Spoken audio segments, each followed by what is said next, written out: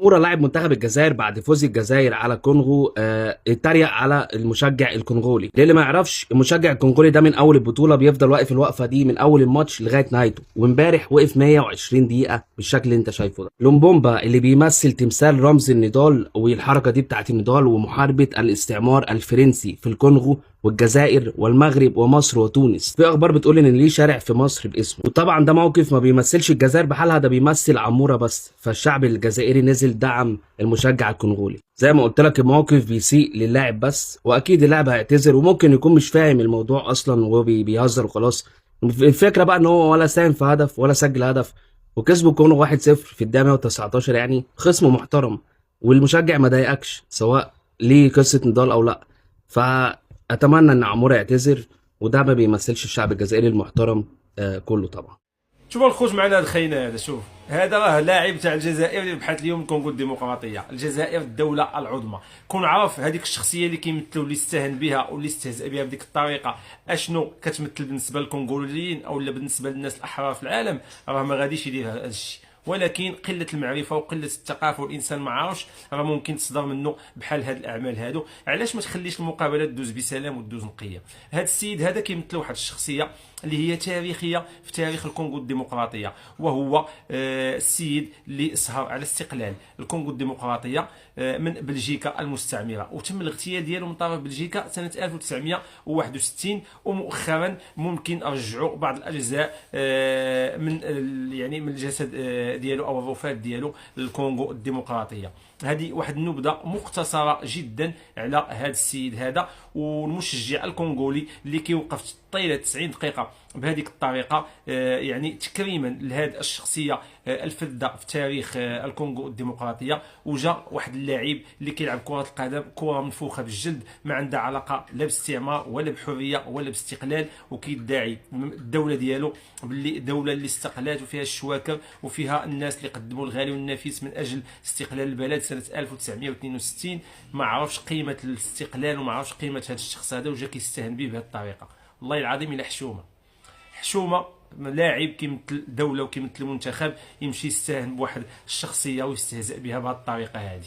فلا حول ولا قوه الا بالله. هذا الشيء اللي بان لي راني قلته. عيب يا عموره، عيب. حركه غير اخلاقيه من لاعب منتخب الجزائر. عموره ضد المشجع الشهير مشجع الكونغو الديمقراطيه. تعالوا اعلمكم السبب. ليه يا عموره ليه؟ طبعا يا اخوان، هذا المشجع الشهير مشجع الكونغو الديمقراطيه ايش سالفته؟ ولماذا يظهر بهذا اللبس او بيظهر بهذا الشكل او بالطريقه هذه؟ هذا المشجع الشهير يجسد او يذكر العالم بالمناضل الكنغولي الشهير باتريس لومومبا الذي اغتيل عام 1961.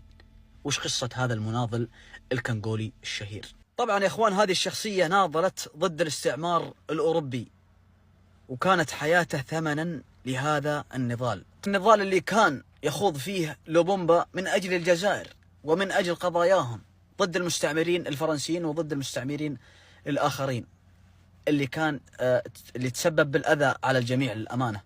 فلومومبا يمثل الجزائريين. فحركة عموره ضد هذه الشخصية العظيمة حركة غير أخلاقية أبدا، صراحة حركة قذرة أبدا ولا يمكن تقبلها. لمتابعة مباريات كأس أفريقيا أو الدوريات الخمسة الكبرى أو تشامبيونز ليج أو أي بطولة كانت أو أي مباراة كانت، راح تجدها كلها في لاين ستور. الرابط يا اخوان في البايو تحصلونه. عندهم خصومات يا اخوان، زائد كود الخصم اللي بحطه لكم تحت A10 يخصم لك 10%.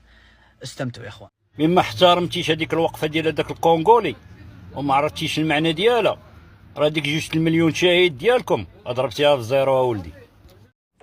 شوفوا مزيان هذوك اللي كترحبوا بهم. شوف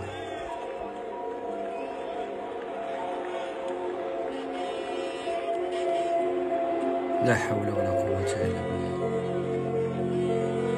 شنو غنقول لهم؟ كلمة واحدة، شي بهذا الجيست اللي داروا ما غايديوش الكاس وما غيربحوش شي ماتش اخر. عقلوا على هاد الهضره اللي قلت لكم.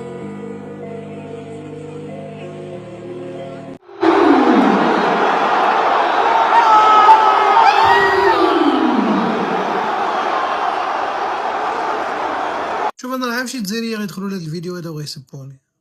ولكن كان عندك ذره ديال العقل وذره ديال الرجوله، هذه ما لقطه مع والو. لعبتي الماتش، ربحتي، تستاهل، دوزتي ماتش كبير، مبروك عليك، الله يسهل امرك.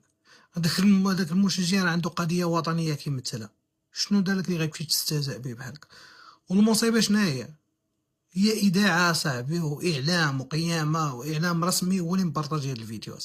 حشوم، هذه قله الاداب، هذه قله التربيه، هذا ما فيه علم والو، ما فيه لا روح رياضيه لا حتى لعبه.